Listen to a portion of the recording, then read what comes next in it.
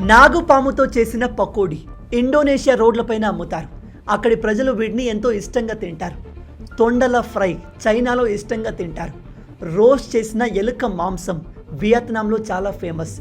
ఎర్ర చీమల ఫ్రై మన ఇండియాలోని ఒడిస్సా రాష్ట్రంలో దొరుకుతుంది. దీన్ని కాయ్ చట్నీ అని కూడా అంటారు. వానపాముల వేపుడు మీకు చైనాలో దొరుకుతుంది.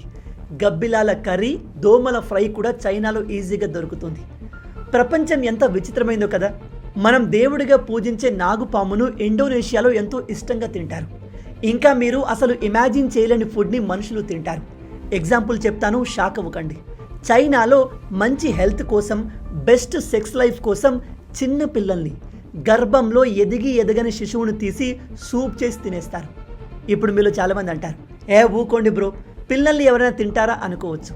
కానీ ఇది నిజం. కావాలంటే గూగుల్లో సెర్చ్ చేసి చూడండి, ఫొటోస్, వీడియోస్ వస్తాయి, షాక్ అవుతారు. వాటిని ఇక్కడ చూపించలేను. అందుకే అంటారు, ఈ భూమిపైన ఉన్న ది వరస్ట్ జీవి ఏది అంటే అది మన మనుషులే. మీలో ఎంతమంది ఈ విషయాన్ని కొత్తగా తెలుసుకుంటున్నారు? ఇలాంటి అమేజింగ్ ఫ్యాక్ట్స్ కోసం లైక్ అండ్ ఫాలో చేయడం మర్చిపోవద్దు.